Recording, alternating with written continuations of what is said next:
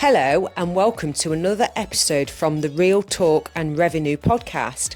We have myself, Francesca, the accountant, and we have Jordan, the therapist, and we bring real powerful conversations around building revenue, building confidence, how the mindset works, all different discussions around to help others in business and in their personal life. So listen in, tune in, let us know what you think, ask questions along the way and we'll be sure to answer them. Enjoy. 91. Sure it is. Yeah, 91. Hurdling towards 100. Go on, click with me. No. Come on, let's do a click challenge. Episode 91. Curiosity kills the cat. No, it doesn't. It's a gross saying, It's isn't it? terrible. It's so negative. So and we it's not talked- true. I said to Jordan after the film, like last week's episode, let's talk more on curiosity. I definitely think there's a link for anxiety. I think it's just a characteristic that some people that have anxiety will have, but... Let me tell you something then. You said something before this and said to me, well, because of my curiosity, Yeah. so it's helped me develop in business, relationships, personal stuff, blah, blah, blah. Yeah. And it's true. I never thought of it like that. If I Yeah. wasn't curious... Yeah, if you're not curious about something, you don't open a page and have a look at what college courses are available. You don't have a look at what careers are available to you. Do you know what I mean? I remember, the more people say I can't, you can't do that because of X, Y, and Z. Oh, that'll take you ages. I'm like, let me show you. It Yeah. doesn't. Yeah. What that feel? Where's that come from? Where I'm literally always challenging the norms. I think it's just like a refusal to accept, and I think I've got a similar mechanism in me, but it might be a bit more. What? For me, my kind of automatic thought is, what do you know? Yeah. Like, who Says are I you can't. to Yeah. tell me that? Like, Oh, it's going to be hard work. because a lot of the time, if you think about the people that say that to you, it's like, who's saying that to you? Like, where are you coming from? What are you doing as you sat there telling me that? Like, Yeah. what do you know? I can only take information from someone doing better than me, or the data's there. 100%, I and believe even in then, that. I don't always take what No. they say. You know, especially if it doesn't Yeah. support what you're thinking. Like, I don't mind sound credible advice and that constructive criticism, but you know, if someone's saying like, you're not going to do that, I just think You're that's older not now. good leadership. It's not a good trait to have. Like somebody else being like, that's just not for you, find something else. Like, do you know, it's just a bit like, what do you know about me? Like, Yeah, it's so true, do you know, isn't I it? don't know. So, yeah, It's a for me, it's always, curiosity. what do you know? Like, even though, as well, I've had, like, negative beliefs and haven't always had good self-esteem, there's always been that kind of, like, yeah, but who are you to tell me that I'm not going to do that? Like... Oh, I've had it, like, I'll never forget. Assumptions. People make assumptions about you all the time. Oh, you'll end up piling the weight on when you're having a baby. I was like, I'll show you. Oh, it'll take you ages to lose the baby weight, and I'll show you. And then I got, oh, it'll take you years and years and years to become an accountant. Yeah. I'll show you. And it was just literally, but the curious side of me, when someone says you can't, was how do I? Oh, Yeah. you'll never be able to buy a house as a single parent. Yeah. I'll show you, and I did it. Yeah. And it's like, but I wonder where those challenges I took and thought, you know what? Where did it start though? First of all, why did you pick accounting? Like, and how did you find out about accounting? Purely because when I worked at a dentist on reception. Yeah. And what I realised was how much I was good with people. Yeah. As in, like, I loved having I used to be, oh, you're always smiling. Yeah. And then I thought, I know it sounds daft and it's nothing even to do with accountancy, but I was curious about the back office more so and asked a lot of questions. Yeah. Curious about how the business ran. Yeah. So then my manager at the time said, why, I want to do an AAT course. Do you want to do one with me? And I think because she was a bit unsure of herself, she wanted, like someone going running together. Yeah. She wanted a pal. That's interesting. Yeah, I remember that. At the dentist? At the dentist. All right.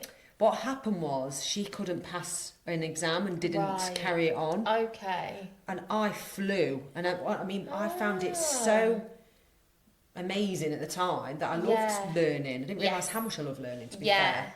Just get stuck into something new and different. Yeah. So then I thought, everyone needs an accountant. Yeah.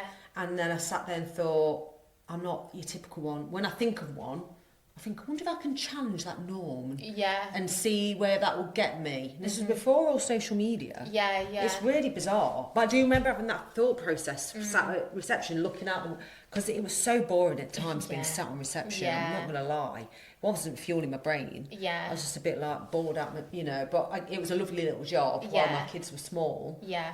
And I thought, I wonder if there's, where I can go with this. Yeah. And that's what it was, but Yeah. I was willing. I wasn't even doing it for money. Yeah. This is the weirdest thing about Yeah, it. I was doing it just to challenge myself. I wanted to be seen as a professional. Yeah. Because yeah. I'm so like the opposite, is in where I've come from, a background. It's not Yeah. a typical uni leaver and Yeah. high-end parents. And Yeah. for a typical accountant, you'd think they come from a really wealthy background, really Yeah, again, super clever. Make an assumption. So I thought I'll challenge the assumption and that curiosity move, like, is there a different path along this? And when I look back, I actually think, wow, what a clever person to think. Absolutely, So, and I yeah. think, oh my goodness. It's funny, isn't it? Because you look back at like former versions of yourself and you're like, God, it's probably like more resourceful than I thought I was. And then there's other things you think that was ridiculous. Why did I do that? Yeah.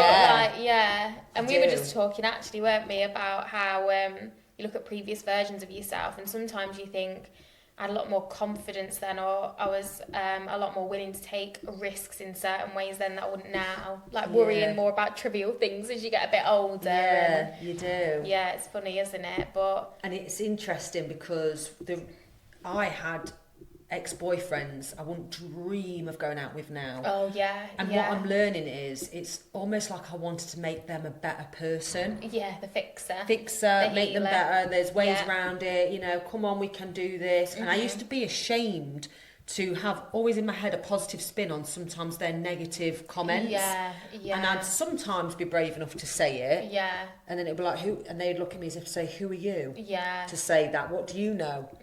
And then obviously I've built into that because sometimes all you need is that positive belief. Absolutely, yeah. And then then- maybe that's not true. Like, Yeah. And being told as well, like, I'll never amount to anything and I'll always be on tax credits and stuff. yeah, There's a part of me that believed that. absolutely. It's awful, yeah. isn't it, when you think about But it? then you look at the people that say that to you, and you just, again, it's like, who are you? Who are you? And I think people that say those things want to keep you smaller than them. It's like absolutely essential for their ego, self-esteem and worth. So, of course, they're going to say things like that because it's the only way they know how to feel okay about themselves. It's insecurity and ego and just... But I do think they or he thought that at the time. Just assumed.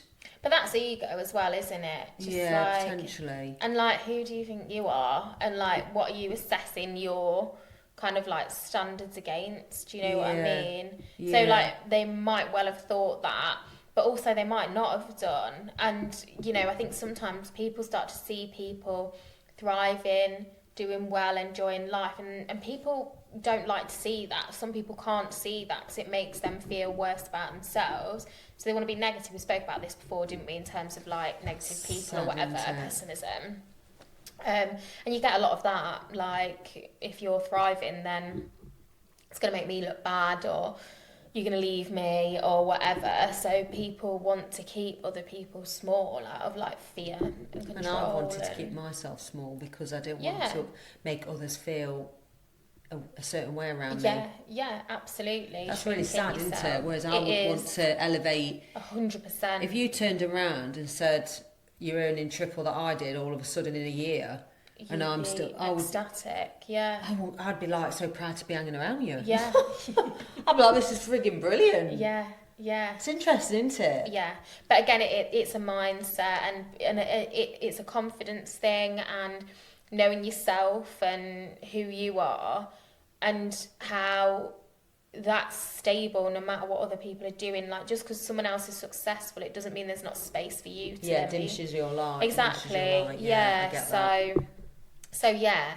But yeah, curiosity, like there's so much to be said for it. Like just a little bit of research, just an idea, like, oh, what would that look like for me? Like, could I do that? Like, yeah, that's so interesting. Yeah, I feel like everything good starts with a bit of curiosity. I believe that massively. Well, Steve actually shared something that was really brave. Like, I loved it when he admitted he, when he starts learning something, he has to read a book. Yeah. And then I've noticed over the years he'd read books. Now, I only read if I'm going to do some action with it. Yeah, yeah. So I don't read that many unless I know it's like the let them theory. I started thinking, right, what can I do? And I did a lot of video content on it. I've read another business book and I was like, I've started using some of the theories in it. Brilliant. Yeah. And Steve was like, oh yeah, I've seen you using that theory. Yeah. Anyway, and what he admitted was that he'd read and then he'd go, oh, I don't know that. So then he has to read a bit more. Yes. And then to the point where he's not taking any action. Yeah, needs to be the expert, needs to get all the information. Yeah. That's really common, that people feel like, well, I need to know everything before I can do anything with it. But action does that.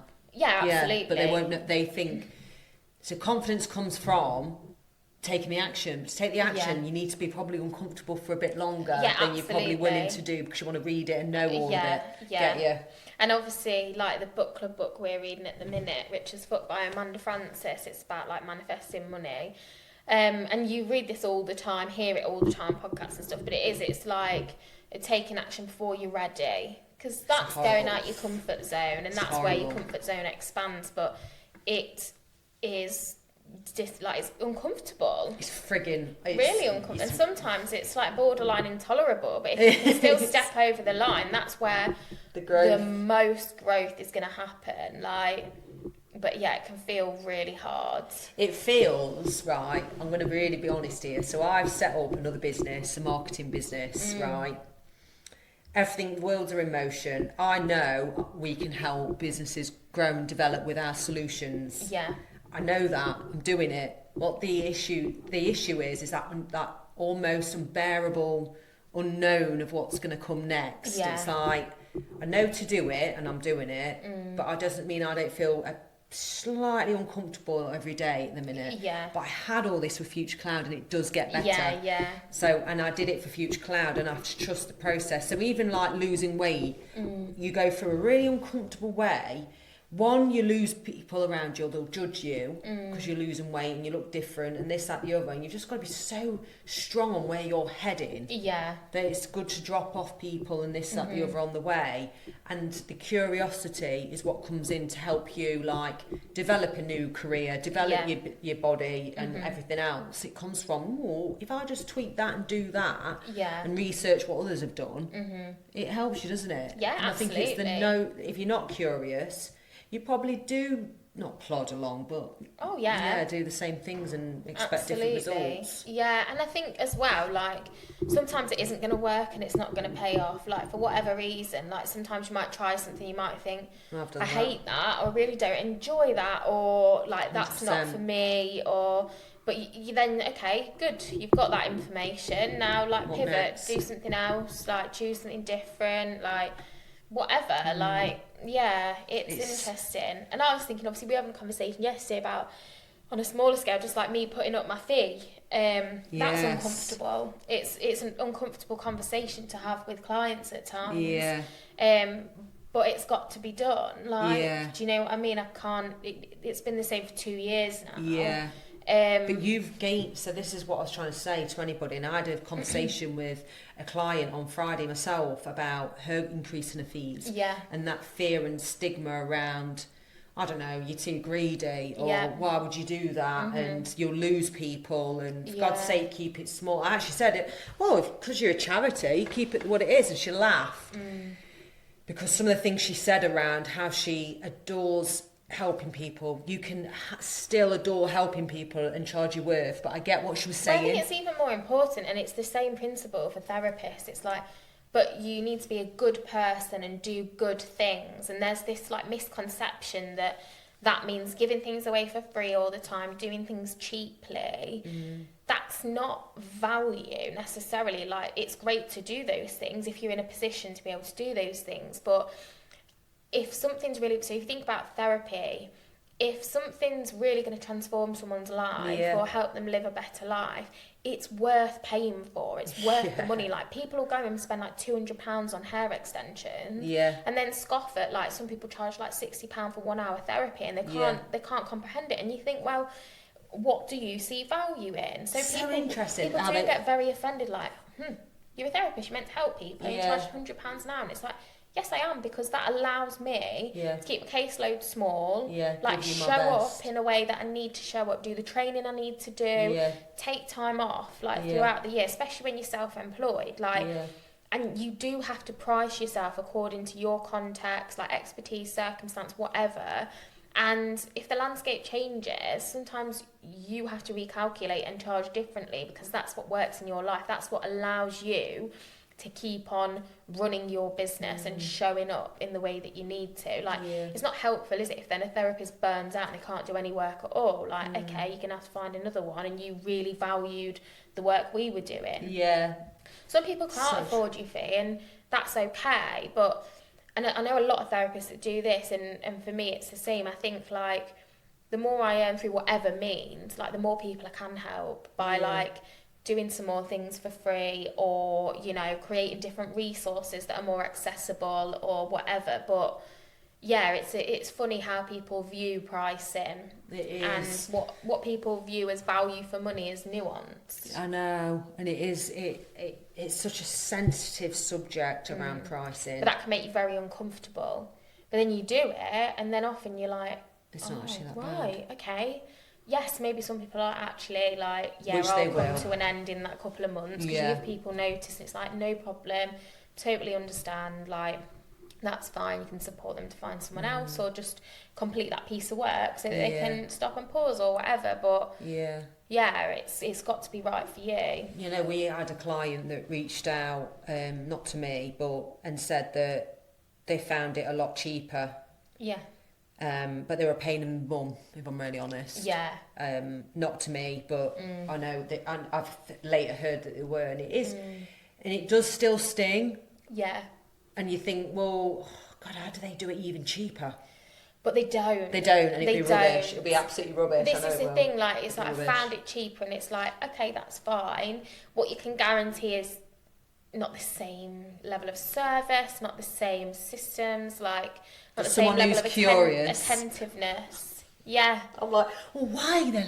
And looking into our systems better and go, think, could we have done anything different? Because the time it's like, how are they operating at a lower fee? Like, that's, you know, how are they doing it? And it's kind of like, what's going on there? Where's the compromise? Like, are staff overworked? Are they on the edge of burnout? Like, is it one person working all the hours? Is it that they don't have the systems that you've got, and they're managing things all themselves? Or there's always something there. So it's like, okay, that's fine. If you're happy with that lower price point and the difference in the service, they probably don't know it yet, but it will all become clear in time. Like, 100%. And the world is changing, and I do think when they leave, we've had clients come back, they'll see that they value what we brought was so good. Like, absolutely. I know under our team, they are really looked after. Everyone makes mistakes, maybe gets things missed or whatever, this, that, the other, but I know how much we care. And that makes all the difference. And I think, you have to, like, reassure yourself, same for you when you're up in yours, reassure yourself that you have to do this. You're good at what you do. Believe in yourself. And to be honest, it's interesting, I think I said this to you, people will pay money to the things, or the popular items or popular people online. Absolutely. Like, branding and awareness is valued. It's so valued. It's values. It's like, what do you value? Do you know what I mean? And as I say, like you say, people will pay for, like, high-end clothes, like, when actually you could get the same without the label on it. People will pay for having their hair done, nails done, lashes done, like Botox, you know, physio, like, whatever. But will then scoff at, like, a £2 avocado in the supermarket. It is funny though, isn't it? You get people that will spend, like, loads on takeaway every week, and then they go and do the supermarket shopping, they go, oh, I'm not paying that, and it's like £2 for an avocado, and you're like, okay, but All you'll right. pay for Yeah, but you'll pay. your night out, or you know, and they save the money for the wine or whatever they want. Yeah. It is about values. It is. Being your best self means really getting uncomfortable. It does. And really looking, being curious about yourself. Why do I feel like, I was speaking to people about this not so long ago about the rough and the smooth. So you always have a sprinkle of shit, we said, laughing about it. Yeah. So even if you want to eat really well and look aesthetically pleasing, it is actually a boring life. It can be, yeah. Yeah. There's a compromise. There is a compromise, and it's hard when you want to look ripped for, I don't know, photo shoot, this, that, the other. You aren't going to do it happily. I don't think I found anyone that does, because when you're in a calorie deficit, it feels a bit, your nervous But again, system I think drops. it comes down to values, doesn't it? Because there are a lot of people in that kind of mindset and attitude, and you know, that's fine. But then there are a lot of people where if you take the aesthetics away from it, and I'm not saying it's wrong, but if you take the aesthetics away, you'll see people making more sustainable change when something isn't to the extreme necessarily. Yeah. So, or the goal is more around something that, again, like really hits on their values and their purpose or in alignment. So that could be, certain things for bodybuilders or like athletes or whatever. But then also for like your average person, it like if I think about me and some of my goals, it's like I want to stay fit and healthy for as long as I possibly can, because I've got a child now, and that's important to me, like to be able to keep up with her, to be able to be healthy when she's older, to be here for as long as I possibly can, and like improve the chances of that. And not everything's within your control, but if you can look after yourself and your body, feel good, feel well, be healthy. Healthy isn't perfectionism. Like, healthy doesn't mean you need to be in a calorie deficit all the time. No. It just means maybe you're making better decisions, you're reducing the amount of, takeaways that you eat, you're reducing the amount of, like, sugary drinks you eat, and you're choosing more, like, whole foods or, stuff like that, like healthier ingredients, whatever. It doesn't, do you know what I mean? It doesn't always have to be to extreme, does it? So... but if you've got a goal of some kind, like you're gonna have to compromise. Like for those kind of people, you're gonna have to compromise on like 2 or 3 takeaways a week, or just grabbing lunch, a meal deal off the shelf, and convenience. And it's you might how have you to have look a bit at it. of planning and forethought, but it's like, okay, well, what's more important to you? Yeah. What do you care about? What do you value? And that's when you can say, do you know what? Yeah, I can sacrifice that. Like, I'll miss it. I'll miss a chocolate bar, 3 times a day or whatever, but I can do it. Like, and it is fine. reframing it, isn't it? And that's why I said, I think I might have said at the beginning or last week's episode about when you break up, you're on the breakup diet, because, that isn't on purpose. Some people actually can't. I've done it before where I can't physically eat. One of my sick. friends has been like that. We talked about when I saw her last week, and she just can't eat. She couldn't eat, and she just like went down to nothing. And that's sad. It will come out the other. You'll come out the other side. Absolutely. Seasons and reasons. Absolutely. And some people go the other way. They might just be comfort eating. And put a load of weight on, and that's fine if they're happy with it. But then, often you just come back to a place of like equilibrium and alignment. So no, definitely. Right, well, we'll leave it there. Thanks for listening. I hope some of this has helped and resonated with a lot of you, as it does Share me. your thoughts, comments, message us. Message us directly on LinkedIn, on all Instagram and whatever else. And it's, we try and put ourselves out there, don't we, on social media? I'm not very consistent. Especially me on LinkedIn. Thanks for tuning in. See you next week. Bye.